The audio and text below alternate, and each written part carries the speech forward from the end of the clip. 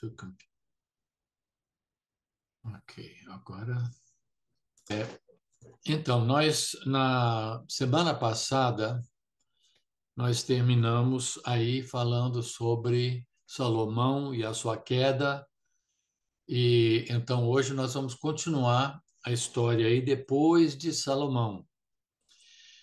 Estamos aí então com o estudo bíblico panorâmico, de Gênesis a Apocalipse em 14 lições, e temos aí o apoio da IBNU, Igreja Batista das Nações Unidas, e da Mailbox Club em Portugal e no Brasil. Então, estamos agora começando a lição 9, e então, como pano de fundo, nós temos os profetas Isaías, Jeremias, Ezequiel, Daniel e também Esdras e Neemias como pessoas realmente chave que Deus usou ao regressar o povo do cativeiro. Então, queremos hoje concentrar nessa questão do cativeiro e do retorno do povo de Deus. Vamos lembrar aí que estamos concentrando também nas alianças de Deus. Nós vimos já a aliança de Deus com Noé, e a aliança de Deus com Noé tem a ver com a preservação da raça humana. Deus destruiu todos, menos essa família, e então essa família deu continuidade, Deus começou tudo de novo com Noé. Depois, então, de um tempo, veio Abraão, e Abraão, então, Deus chamou especificamente para uma missão e para uma terra, e nós já vimos, então, essa aliança que Deus fez com Abraão, prometendo que viria dele um povo prometido e também ele teria uma terra prometida, um povo escolhido e uma terra prometida.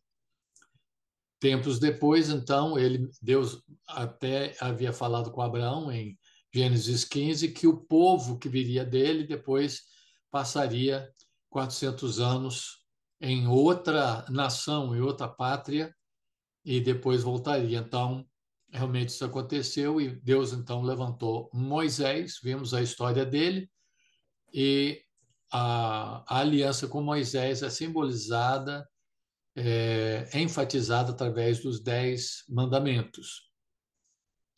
E ela tem outros componentes que nós já vimos. E então falamos sobre o rei Davi, e o rei Davi, a importância da aliança com o rei Davi é a promessa e a linhagem real messiânica que viria do rei Davi.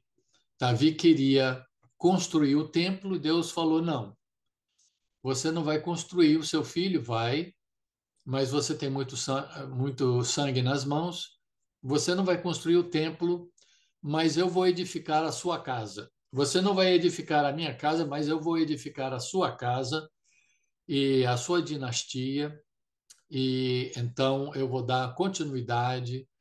Através de você sempre terá um rei reinando sobre o trono de Davi. Nós sabemos que isso aí é uma referência messiânica, sem dúvida nenhuma. E então estamos indo rumo à nova aliança. Isso tudo, essas velhas alianças com Noé, Abraão, Moisés e Davi, são preparativos para a chegada da nova aliança que Deus prometeu mais especificamente para Davi.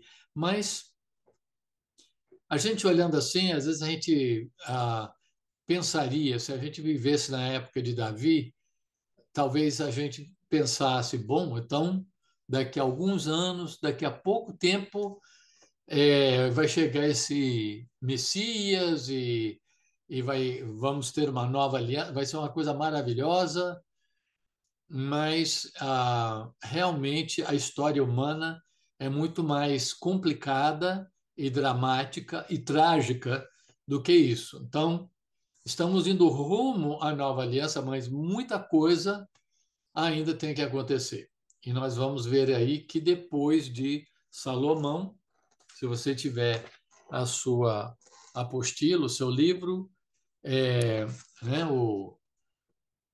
estudo bíblico panorâmico, então, nessa versão maior, na página 35, aliás, perdão, na página.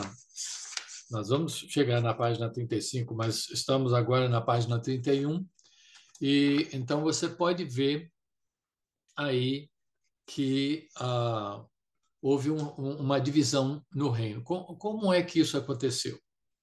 Ok, depois que Salomão morreu, então o filho dele tomou o trono. Agora, o filho Roboão, ele chegou e falou com os conselheiros de Salomão que, olha, Salomão era muito sábio e os conselheiros dele eram muito sábios. E ele perguntou: como é que eu devo proceder? Olha, o fato é que Salomão, ele cobrou muitos impostos, ele empregou, fez de muita gente escravos para poder fazer aquelas construções. Ele não foi para a guerra, isso foi muito bom, mas ele acabou oprimindo demais o povo com aqueles projetos todos dele. Mas ele tinha bons conselheiros e Robão então perguntou para eles e eles falaram: olha, alivia aí a carga do pessoal que acabou o seu pai pesando a mão um pouco demais. E a gente sabe que dizem que, inclusive até pastores, né, que um líder, para realmente ser aceito pelos seus liderados, e um pastor, para ser realmente aceito e realmente chegar ao ponto de ter autoridade, que a autoridade, a não ser que ela seja imposta, se você tiver como fazer isso, se você for um ditador e você tem uma, uma soldados militares para forçar a sua autoridade, isso é uma coisa. Não estamos falando disso. Estamos falando de autoridade de um líder que realmente se coloca e se impõe pelo respeito e que é aceito pelos seus liderados com aquele respeito. Dizem que leva mais ou menos 5 anos. Então a gente sabe que Salomão ele já estava num ponto que ele era respeitado, ele tinha autoridade e tudo isso. Mas Roboão ele era novo, ele estava chegando agora. E o pessoal ele perguntou para os conselheiros do pai, e eles falaram conselhos realmente muito bons que todo líder deve realmente parar e pensar. Mas, infelizmente, Robão pensou: eu vou perguntar para os meus colegas, para os meus amigos, para aqueles da minha idade. E eles falaram: não faça isso, não. É, então, você tem que ser durão mesmo, você tem que impor, você tem que mostrar quem que é o chefe, né? E então ele chegou para o povo e falou: meu pai vos castigou com açoites, porém eu vos castigarei com escorpiões. Realmente uma falta de sabedoria monumental.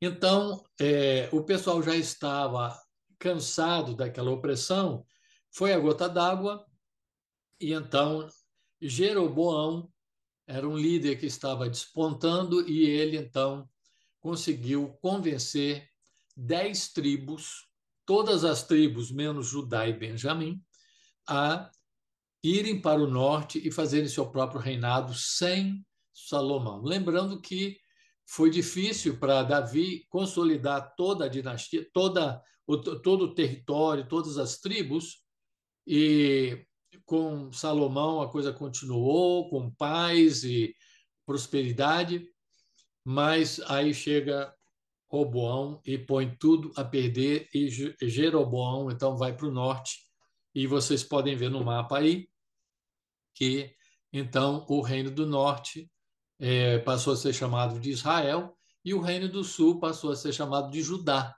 apesar de serem duas tribos, Judá e Benjamim, mas Benjamim era menor. Jerusalém fica dentro do território, ficava dentro desse território de Benjamim, mas era um território pequeno lá no norte. Então ficou Judá para o sul, com Jerusalém. A maneira fácil de lembrar é que JJ, né, Judá, Jerusalém, e Israel, então, o Reino do Norte, com a, a capital sendo Samaria, ou Samária. Então, daí então nós vemos o que veio então depois de Salomão, foram 20 reis no reino de Judá e 20 reis no, no reinado, no reino de Israel. 40 reis ao todo. É interessante a gente ver esse número 40 aparecendo tantas vezes quando tem a ver especialmente com realeza. Nós vimos aí, por exemplo, que esse Saul e depois Davi e depois Salomão, cada um deles reinou 40 anos. Interessante, né? E agora, então, nós vemos esses 40 reis reinando sobre esses dois territórios, 20 ao norte, 20 para o sul. Mas nós vamos ver aí, para a gente poder ver rapidamente, eu coloquei aí o, dedo, o polegar para cima, né? Ah, começou bem, e polegar, ou bem ou acabou bem, né? Quase ninguém que começou mal acabou bem, são raríssimos. Infelizmente, a maioria começou mal e terminou mal. Então, vamos ver esses reis rapidamente. Aqui nós não vamos nos delongar muito aqui, mas se você puder absorver isso aqui, o reino, então, dividido reino ao norte, nós vemos aí Jeroboão começou mal e terminou mal. Todos eles, na verdade, menos Jeú, que começou bem, mas acabou terminando mal. Nós sabemos que Acabe, liderado, na verdade, por Jezabel, começou super mal e terminou super mal. Então, nós vemos o próprio Jeroboão, ele como que estabelece essa essa atitude de mentira, de falsidade, quando ele diz, ele sentindo que haveria essa competição com o Reino do Sul, o pessoal querendo ir, porque realmente a ideia era ir nas festas do Senhor, nas festas especiais, a Páscoa e tal, irem para Jerusalém. Então ele pensou, o pessoal vai querer continuar indo para o templo em Jerusalém, aquele templo maravilhoso de Salomão, que coisa incrível. Eu tenho que fazer alguma coisa aqui para o pessoal não ir lá. Então ele falou, gente, não vá lá não, eles são inimigos.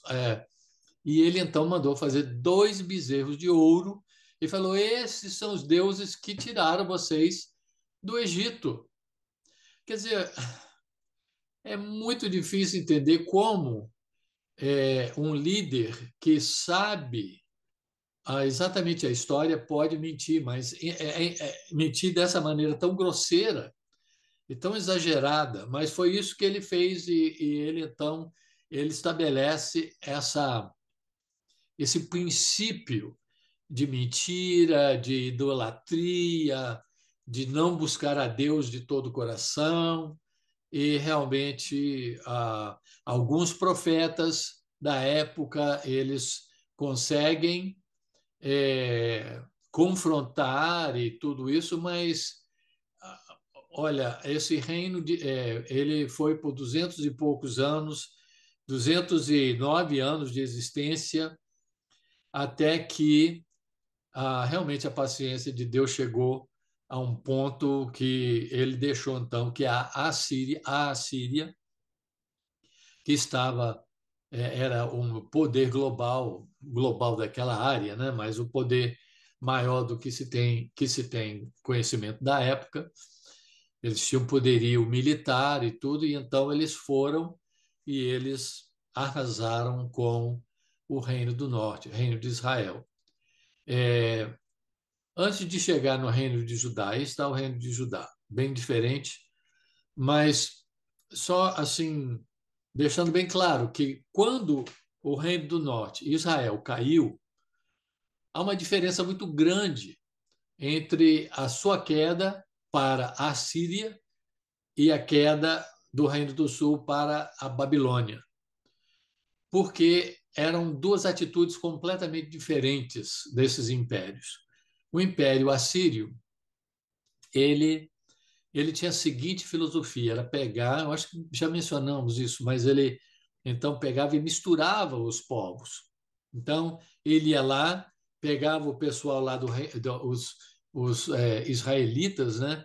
Pegava aquele pessoal, pegava às vezes maridos e levava para lá para, essa é a sua família nova aí, e trazia homens de outros povos, levava para lá e dizia, olha, esse agora vai ser o marido, o pai da família, e misturava as famílias e misturava os povos de forma que perdessem a sua identidade. Proibia uma série de coisas, né, de culto, não tinha liberdade e tal, e misturava todas as famílias de forma que, na verdade, quando o povo de Israel foi conquistado pela Assíria, nunca voltou como nação, e sim ficaram lá como é, o que seria o remanescente deles seria os samaritanos da época de Jesus. E por isso a gente pode entender a inimizade dos judeus com os samaritanos, como quem diz, vocês realmente são vira-latas, não têm sangue puro, vocês abandonaram a fé, vocês não estão com nada. Então havia essa inimizade. Mas é interessante que Jesus foi lá e falou com a mulher samaritana e com o povo dela através da experiência dela descobrir que ele era o Messias, ele se revelar como Messias.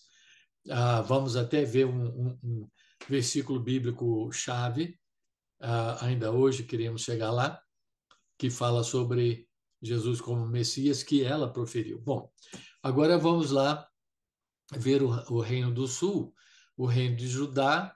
Então, continuou depois da queda, estava lá em existência, e depois da queda deles lá, eles ainda continuaram vários anos, e podemos ver a comparação das datas aí. O Reino do Norte, aí à direita, acaba com o rei Oséias, no ano 722. E lembre-se que as datas são decrescentes, porque elas vão caminhando para o ano zero, né?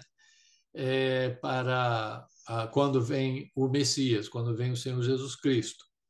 Então, quanto menor o número, mais avançado, né? Então, mais perto da vinda de Cristo. Então, no ano 722, então vai e acaba aí o Reino do Norte, e o Reino do Sul ainda continua até o último rei lá, Zedequias, no ano 586.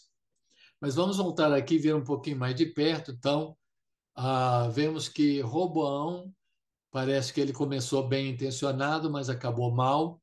Abias começou mal, terminou mal. Mas Asa começou bem, terminou bem. Josafá começou bem, terminou bem. Depois nós temos aí algumas coisas muito negativas. É interessante que a gente fala de Jezabel, aqui no vermelho, aqui Jezabel. Falamos, é um nome muito popular, conhecido, né? De muita fama, de má reputação. Mas ninguém fala de Atalia, que foi uma rainha terrível. Se você lê sobre ela, realmente terrível essa rainha. Bom, ah, temos esses outros aí, Jotão, Ezequias, Josias. Josias foi o melhor rei dessa época, que foi comparado, inclusive, com o seu pai, ou seja, seu antecedente, Davi. Né? Diz pai, mas quer dizer que é antecedente, né, da linhagem de Davi. Então, nós temos aí a divisão dos reinos, começa em 931 a.C., o cativeiro assírio começa no ano 722 a.C., o cativeiro babilônico começa no ano 586 ou 587. Nós temos três levas principais, Então a data não é exatamente, são 3 datas um pouco diferentes até realmente chegar à destruição do Templo de Salomão e de Jerusalém. Nós temos esses profetas muito importantes, Isaías, Jeremias, Ezequiel, mais ou menos dessa época. Vamos ver que o cativeiro assírio, né? Aqui a Assíria é que estava dominando a região naquela época, né? Naquela era, e a Nínive, inclusive, era a capital da Assíria. Uma das razões que o profeta não queria ir lá, né? Ele não queria ir lá porque os assírios eram realmente brutais, muito violentos.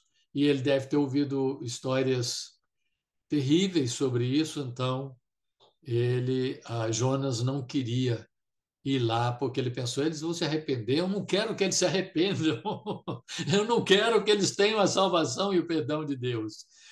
Mas Deus o mandou para lá.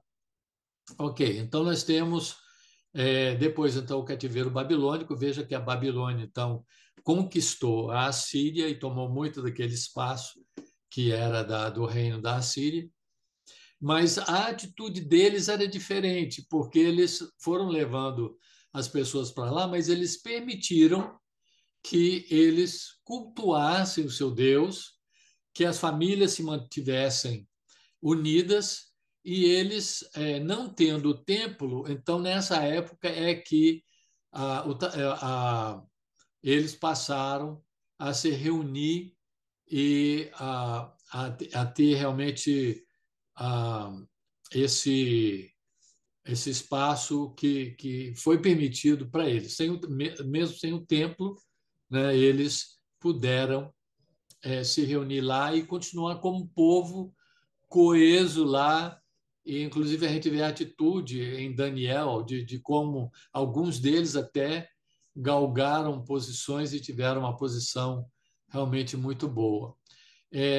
Daniel e seus amigos eram pessoas da nobreza, então eles foram levados primeiro. Daniel e seus amigos foram levados em 605, e aí vocês podem ver as outras datas também, dessas 3 levas principais para o Império Babilônico, para a capital, a Babilônia, lá. Então, Daniel ilustra muito sobre o reino lá da Babilônia, e Deus revelou muito para ele sobre os reinos diferentes que viriam. A Babilônia sendo o Iraque de hoje em dia, a Medopérsia sendo o Irã, hoje em dia.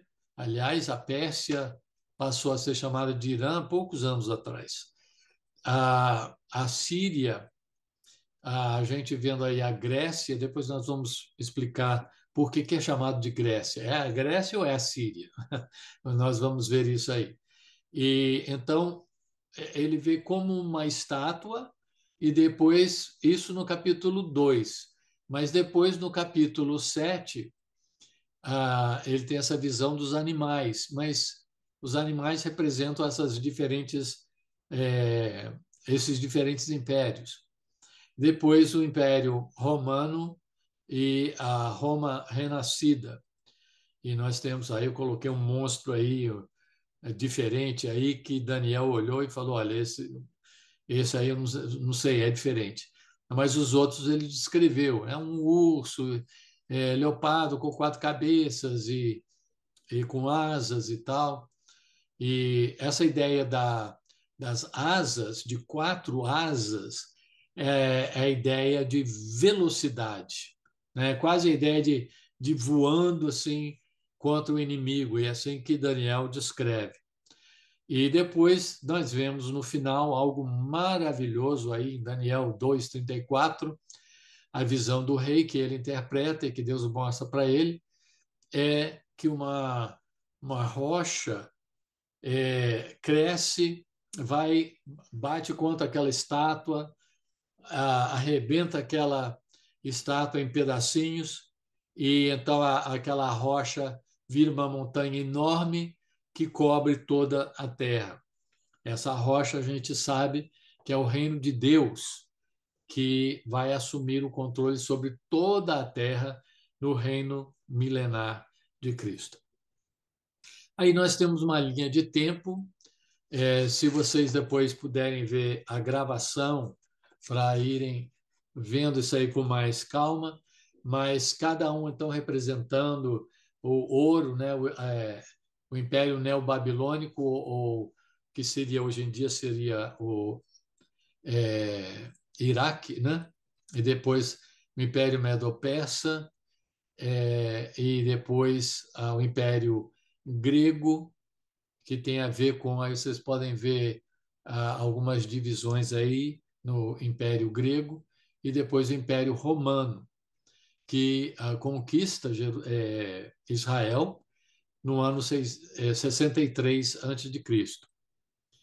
Bom, então nós temos aí personagens bíblicos importantes: Zorobabel, Ageu e Zacarias, Esther e Esdras, e Neemias, e os reis persas da época. E aí também essas datas aí. Existem hoje em dia existe no museu, acho que é na Inglaterra, esse cilindro de Ciro, que ele fala sobre os decretos, um decreto muito importante, onde ele permite que os povos voltem às suas terras, o povo judeu, inclusive, nessa época, então, voltando para a sua terra natal. Então, uma coisa que muitas vezes nós esquecemos é que a capital, Babilônia, que os medo-persas, eles, que seria o Irã hoje em dia, eles conquistam. Lembra, eu acho que é Daniel 5, onde é, a gente vê que o reino da Babilônia onde Daniel vem, ele fala: olha, você foi medido e achado pesado e achado em falta, e que o seu reino será tirado de você. E aquela noite mesmo, então, os medo-persas conseguiram entrar e derrubar o Império Babilônico, e então estabelecer o império deles. E então eles passam a capital da Babilônia para Susa, lá na Pérsia. E é de lá que os judeus voltam para as suas terras, que voltam para Jerusalém, para Israel, e não tanto da Babilônia. Alguns podem ter ficado na Babilônia, mas a maioria, então, foi levado para Susa. Então, na época de Salomão, só para ter um retrato aí, de como era o templo era glorioso, cheio de ouro, uma coisa fabulosa. E depois, na época de Neemias, de Esdras, voltando, quando eles finalmente conseguiram fazer o templo, ficou um templo bem mais simples. A nova geração ficou realmente encantado. A velha geração, que ainda lembrava do templo glorioso de Salomão, chorou, porque eles viram que não tinha a glória de antes, né? Esdras e Neemias têm um papel fundamental nessa época, e nós vemos aí que o templo foi construído quando Zorobabel volta com o primeiro grupo. Então, já no ano seguinte, 537 a.C., o templo é reconstruído, na verdade, como que construído das cinzas, né? E depois ele para, e depois recomeça no ano 520, e depois ele é finalizado no ano 516. Anos mais tarde, nós temos a história de Neemias, e nós temos o decreto de Artaxerxes, onde ele fala: olha, está aí o meu decreto, estão aí as minhas cartas, ou a minha carta, você pode voltar e reconstruir as muralhas, os muros de Jerusalém. Essa data é importante, 445, ou alguns acham que foi 454, outros acham que foi 444. Não se sabe absolutamente ao certo, mas o mais certo parece ser 445 a.C., essa data é importante porque vocês vendo isso aí, isso tem a ver com a 70ª semana de Daniel, que se você estuda profecia, você estuda o livro de Apocalipse, é importante você conhecer bem o livro de Daniel, e aí vocês vão ver que esse decreto, é a partir desse decreto que essas 70 semanas são contadas, né, de 445, porque ele não diz, o decreto não diz da reconstrução do templo, diz da reconstrução da cidade, dos muros. Então, isso veio então em 445, e aí esses números aí, isso aqui dá para realmente destrinchar e fazer uma aula só disso aqui, como vocês estão vendo aí, é bastante complexo, mas não queremos entrar nessa parte aí à direita ainda, simplesmente dizer que essa data é importante, porque é daí que se calcula a chegada do Messias e depois de um tempo que nós não sabemos quanto tempo será, mas um intervalo, e depois a 70ª semana começa com a tribulação no final dos tempos. Bom, é, uma coisa muito interessante, quando o povo então volta, essas levas, né, também, eles foram em levas e voltaram em duas ou três levas diferentes, Zorobabel começando o regresso, né, do povo. Uma coisa muito interessante é saber que depois do cativeiro babilônico, Israel ou os judeus, né, o povo de Deus, nunca mais teve problemas com idolatria. Não quer dizer que um ou outro não tinha um problema com idolatria, mas como nação já não era aquele problema que tinha sido antes. Então, eles passaram a ter vários outros problemas, mas com ídolos, com idolatria, não. Isso aí Deus realmente colocou um basta e o povo aprendeu a lição e daí para frente não é, por exemplo, você não vê Jesus falando contra esses ídolos, vocês têm que abandonar esses ídolos, tá, tá, tá. E sim, ele fala, claro, você não pode adorar a dois senhores, a Mamon, o deus do dinheiro, da riqueza, e a Deus. Mas, assim, em termos desses ídolos, que eles tinham tantos problemas, Astarte, o Asterote, e Baal, e Moloque, e o bezerro de ouro, isso já não passou, isso já ficou no passado. Não era mais problema que eles tivessem. Então, aí a gente vê, é interessante, é importante a gente saber que, por exemplo, se a gente chegar e falar assim, porque os judeus na época de Abraão, isso aí está errado. Eles não eram chamados de judeus na época de Abraão. Eles eram chamados de hebreus, que depois, por volta da época de Davi, passam a ser chamados de israelitas. Eles só são chamados de judeus depois do cativeiro babilônico, porque, na verdade, eles é que voltaram, a tribo de Judá e Benjamim. Outra coisa interessante, um parênteses aí, quando Paulo fala dos credenciais ou dos credenciais dele, ele fala que ele é hebreu de hebreus, e ele fala que ele é da tribo de Benjamim. Por que que isso era importante? Ele era de uma das duas tribos que voltaram praticamente intactas do cativeiro. Então, mostrando que ele tinha pedigree nesse sentido. Então, Judá volta do cativeiro, Benjamim e Judá voltam do cativeiro. Judá é muito maior, tem muito mais gente, então passam a ser chamados de judeus, porque são basicamente a tribo de Judá e Benjamim, né? Mas praticamente mais de Judá. Aí, então, nós temos essa questão. Vamos voltar um pouco e ver, pensando no finalzinho do Antigo Testamento e já chegando entre o Antigo Testamento e o Novo Testamento, né? Naqueles 400 anos de silêncio, aquele período interbíblico que alguns chamam de o tempo do Segundo Templo, né? A era do Segundo Templo. E então você pode ver esses nomes: Lisímaco, Ptolomeu, Seleuco, Cassandro. O que é isso aí?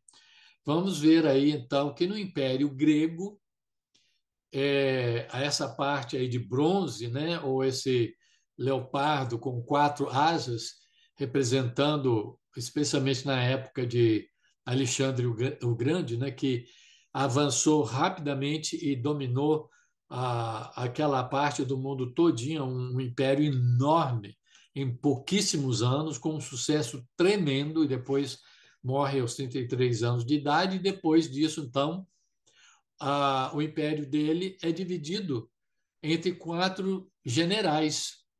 E então as áreas geográficas também. Então, a Macedônia e Grécia ficam para Cassandro.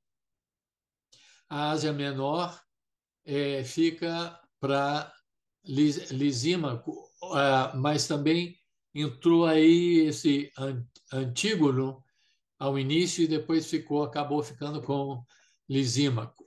E depois, na área do Egito, ao norte da África, aquela parte aí que vocês podem ver aí, ficou com o general dele, chamado Ptolomeu. E essa outra parte aí, onde fica a Síria e para cá, ficava então o Iraque e o Irã, né, ou a Pérsia e a Babilônia. Então, essa parte aí, cor de abóbora aí, então o general Seleuco é que ficou com isso. Bom, aí eles morrem e como é que fica? Então, o pessoal que vem depois fica com essas áreas. Agora, vocês podem ver aí onde diz Síria e Judéia. Você vê que é Judéia, né, judeus, né, Judéia, ou Israel, fica aí entre o Egito e a Síria. Então, as forças de Ptolomeu e de Seleuco aí da Síria, eles muitas vezes eles tinham guerras e conflitos e tal, e Israel no meio desses dois. Até que finalmente a Síria obteve a vitória, e nesses 400 anos houve um período, a partir do ano 175 a 164 a.C., que um imperador, um rei, chamado Antíoco IV Epifânio, tomou então o poder e começou a oprimir Israel. Ele foi para a guerra contra o Egito, contra o pessoal lá do outro império lá, né? É, e ele e o pessoal de Israel, chegou um boato lá dizendo que ele tinha falecido na guerra.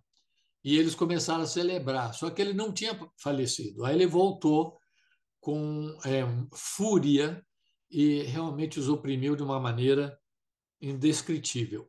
Tudo isso para dizer que ele prefigura o anticristo, por uma série de razões. Ele prefigura o anticristo. Então, esse é o período interbíblico, esses 400 anos, o último profeta Malaquias, o primeiro profeta aí começando o Novo Testamento é o João Batista, que de certa forma foi um profeta, ele foi o heraldo do rei. E então chegamos ao final do Antigo Testamento. Vocês podem ver aí à esquerda as lições que já vimos, e agora vamos começar as lições aí à direita, tendo a ver com Jesus e a identidade dele, algumas profecias, mas especialmente a identidade dele. Então, chegamos ao Novo Testamento, lembrando que testamento quer dizer o quê? Pacto ou aliança. Então, chegamos à nova aliança, o Novo Testamento.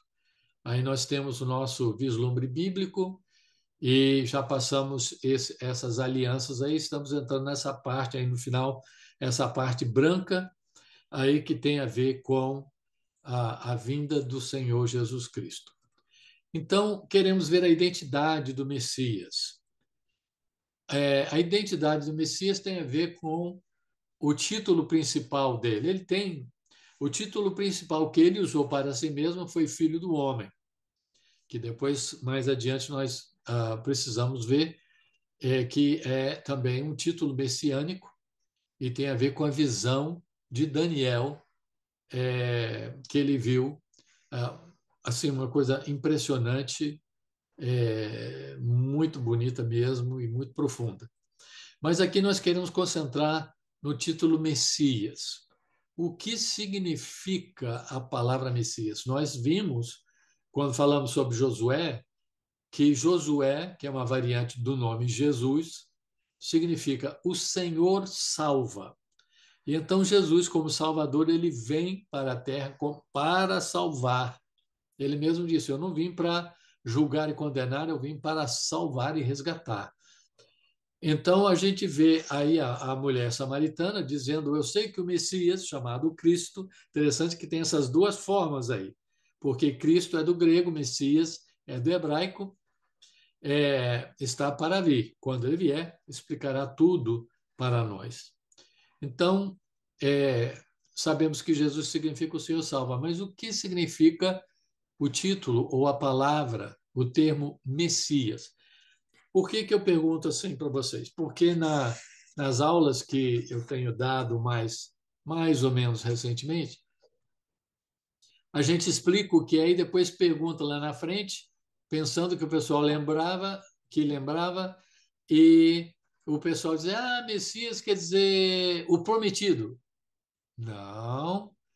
É o enviado especial de Deus. Não. E falavam outras coisas e quase ninguém lembrava que Messias quer dizer o ungido. Então, Messias quer dizer, e Cristo quer dizer o ungido. Muitas vezes a gente usa o nome Cristo como o sobrenome de Jesus, né? Jesus Cristo. Inclusive, em espanhol, eles juntam, né? Jesucristo. E escrevem numa palavra só. Mas é um dos títulos de Jesus, mas não é o seu sobrenome. Mas vamos lá. Então, no Antigo Testamento, Velho Testamento, VT, né? Velho Testamento, é, o rei ele era ungido. Aí vocês têm algumas referências que falam sobre isso. Então, três posições ou ofícios ou cargos recebiam então a pessoa na hora antes dela assumir aquela posição, ela era ungida. Então, o rei, o sacerdote e o profeta. Agora, o interessante é que ninguém poderia ser as três coisas. Você podia ser rei e sacerdote, ou você podia ser rei e profeta, ou sacerdote e profeta. Você não podia ser rei, sacerdote e profeta. Só o Messias, não um ungido, mas o ungido. E o ungido é o Senhor Jesus Cristo, que foi e é rei, sacerdote, profeta. E ele não recebeu o óleo, o azeite de oliva, porque o azeite de oliva ele prefigura a coisa real, a unção com o Espírito Santo. E Jesus recebeu o Espírito Santo na sua plenitude. É um mistério, a gente não entende completamente, não tem nem como a gente entender completamente, mas o fato é que quando ele foi batizado, o Espírito Santo veio sobre ele e aí então ele, aparentemente naquele momento, então ele recebeu todos os dons espirituais. A gente recebe um ou dois, quando muito três dons espirituais, porque Deus quer a interdependência na igreja. Eu preciso de você, você precisa de mim. Mas Jesus, ele tinha tudo. Ele tinha dom de discernimento, de cura, de profecia, tudo. E então, de alguma forma, então ele como ser humano, ele como Deus, mas lembrando que ele era 100% Deus e 100% ser humano também. E na qualidade de ser humano, ele foi um modelo para a gente de como ser um ser humano que agrada a Deus. E então, quando ele foi batizado, o Espírito Santo veio sobre ele. Ele não recebeu essa unção por óleo, e sim pelo próprio Espírito Santo. E o testemunho de Deus, o Pai, que disse: Esse é o meu filho amado, em quem me comprazo. Só essa frase aí é uma coisa assim impressionante. Ele repetiu essa mesma coisa, essa mesma frase no Monte da Transfiguração e incluiu, para Pedro parar de falar um pouquinho e ouvir, ele falou: A ele ouvi. Esse é meu filho amado em quem me comprazo, a ele ouvi. Mas por que ele teria falado isso? Quem conhece o Antigo Testamento pode identificar que o filho amado, Salmo 2, é o rei. Então, falando sobre o aspecto de realeza dele. E em quem me comprazo tem a ver com o servo sofredor de Isaías. Então, Deus, o Pai, dando uma dica: olha, ele representa as duas coisas. Ele é o servo sofredor e ele é o rei que vai reinar. Então, vamos ver aí que Jesus Cristo, Jesus Messias, ele então foi sacerdote, foi e é sacerdote, profeta e rei. Como sacerdote, ele representa o povo diante de Deus. O sacerdote, ele preparava o povo, fazia o sacrifício que precisasse fazer para preparar espiritualmente o povo e apresentar o povo diante de Deus. Agora, lembre-se que Jesus, ele, para ser sacerdote, olha os detalhes da Bíblia, que coisa interessante. Para você ser um sacerdote, você tinha que ser descendente de Arão. Ele não era. Ele era descendente de Judá. Então, como é que ele podia ser sacerdote, oficialmente falando? Bom, nós vemos em Hebreus 5:10 e nós vemos aí em outros lugares, nós vemos que ele é da ordem de Melquisedeque. Ele é o sumo sacerdote de Deus. Então, nós vemos aí que ele vem da ordem, ele é sacerdote da ordem de Melquisedeque, ele é o sumo sacerdote e, ao mesmo tempo, o Cordeiro de Deus. Então, o sacrifício perfeito, ele é o que sacrifica e ele é o sacrificado. E ele, então, como sacerdote e profeta, que nós vamos ver ele como profeta, ele é um mediador perfeito, porque qual é a função do é, ele é o sacrifício perfeito, que é sacerdote, mas cordeiro, né? Como cordeiro de Deus. E ele, então, ah, vamos ver aqui que, como profeta, o que que o profeta, qual era a função principal do profeta? Era apresentar Deus para o povo. Então, ele é o mediador perfeito. Ele conhece o povo, apresenta para Deus. Ele conhece a Deus, apresenta para o povo. Ele, como profeta e sacerdote, ele é um mediador único, né? A Bíblia diz que é um só Deus e um só mediador entre Deus e os homens, Jesus Cristo, o homem. Então, é realmente o único mediador entre Deus e o ser humano e o único sacerdote que fez o sacrifício de uma vez por todas para poder apresentar as pessoas como um advogado, como defensor diante de Deus. Qual é a acusação? Não, mas olha, eu já paguei por ele, morri da cruz por ele. E ele aceitou, ele recebeu o meu perdão, o meu sacrifício no seu lugar. Ele, então, o profeta como Moisés, Deuteronômio 18:15, fala, né, sobre um profeta que viria como Moisés e falaria com o povo. E ele foi visto, as pessoas às vezes dizem: olha, esse é o profeta que haveria de vir ao mundo. Então, vamos voltar aqui e ver que ele disse: Eu sou o caminho. Ele é o caminho para Deus como sacerdote. Eu sou a verdade. Ele fala a verdade de Deus com a gente como profeta. E ele é o rei. Qual é a função do rei? É sustentar o povo que o adora e o serve. Então, ele é da linhagem de Davi. Ele tem que ser da linhagem de Judá e de Davi. Como rei, Jesus é o autor da vida e merece o nosso amor, nossa gratidão e nossa adoração. Ele é o bom pastor, ele nutre as ovelhas e ele entrega a sua vida pelas ovelhas e ele conhece as ovelhas pelo nome. João 10, né? É o líder perfeito, é o rei perfeito. Eu sou a vida, Jesus disse, eu sou o caminho, a verdade e a vida.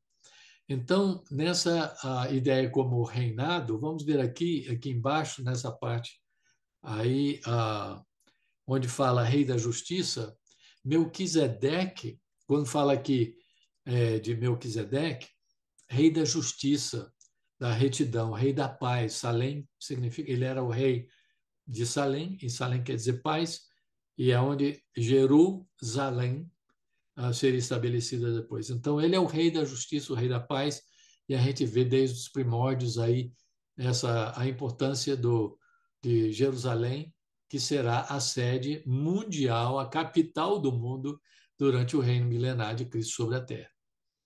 Então, Jesus é sacerdote, profeta e rei.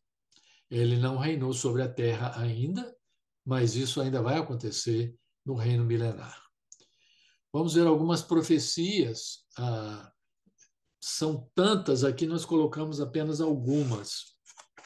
E vamos ver aí que, por exemplo, ele fala sobre, lá em Gênesis, ele fala sobre e Deus proverá. Isso aqui está um pouquinho diferente.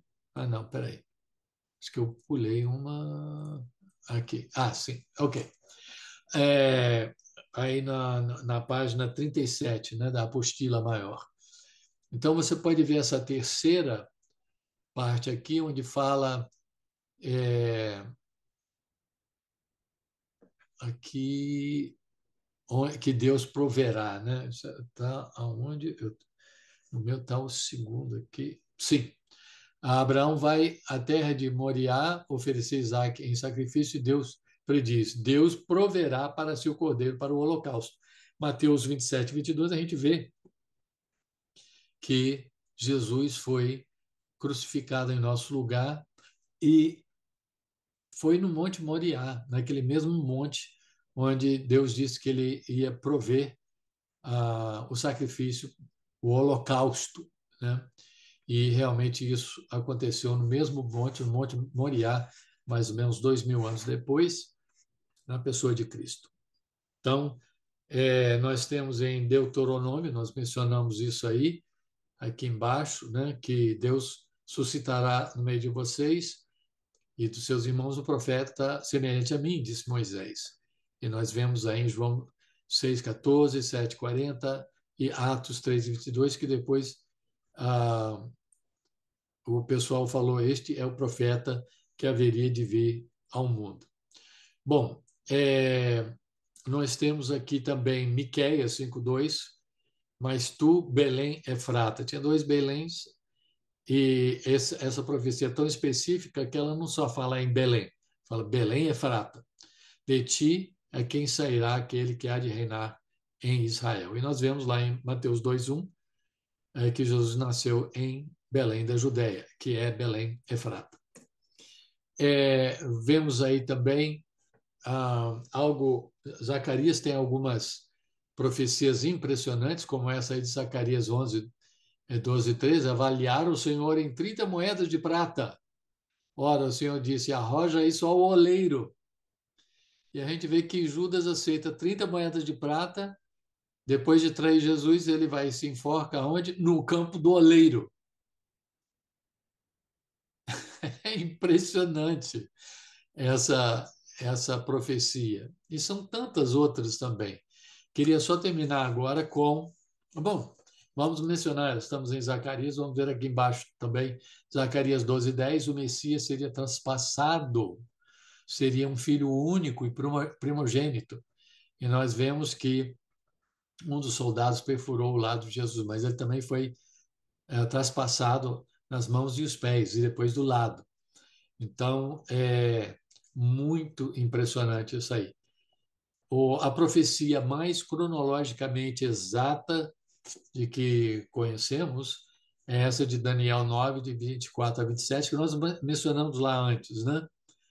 Os cálculos mostram que é, realmente, se você contar aquelas semanas, aqueles anos e tudo, vai realmente dar na chegada de Cristo. E tudo indica, alguns acham que inclusive foi no dia em que Jesus entrou em Jerusalém e então, num burrinho, como diz Zacarias também, fala sobre isso. Alegre-se aí, o último aí da página, Zacarias 9:9. Alegre-se, Jerusalém, esse que vem a ti o teu rei. Ele é justo, reto, né? E traz a salvação, vem montado sobre um jumentinho. E a entrada triunfal de Jesus, aí em Mateus 21, de 1 a 11, onde ele traria a salvação, ele entra montado num jumentinho. Então, é impressionante os detalhes aí. Agora, dois capítulos inteiros de profecia que falam do Messias são Salmo 22 e Isaías 53. Isaías 53 é tão assim impressionante que uma vez um cristão estava falando com um judeu e ele falou: "Deixa eu ler para você isso aqui". Ele não falou com ele aonde, mas eu quero ler para você aqui na minha Bíblia aqui. E leu Isaías 53. Aí o judeu falou com ele: mas claro, né, no seu Novo Testamento vai falar essas coisas sobre Jesus, isso aí a gente já sabe, mas eu não acredito no Novo Testamento. Ele falou: não, não, não, não. Isso aí está no Antigo Testamento, está no Tanakh, a sua Bíblia, em Isaías 53. Hã? Então, realmente, é impressionante isso aí, essa descrição que até o judeu pôde identificar isso aí com Jesus, aí o que ele passou, né? E nós temos aí também o Salmo 22, que descreve uma crucificação. Não me lembro agora se são 700, mais ou menos 700 anos antes da vinda de Cristo. Então, nem existia crucificação. Os romanos nem estavam no poder ainda. E descreve o que uma pessoa passa e sente e vê quando crucificada. Então, são profecias impressionantes aí que nós temos aí. Então, com isso nós terminamos com os preparativos para a chegada do Messias. Temos mais duas lições só sobre o Senhor Jesus Cristo e o seu ministério. E então quero convidar a todos que voltem na semana que vem para que a gente possa continuar o nosso estudo. Que Deus, então, abençoe a todos.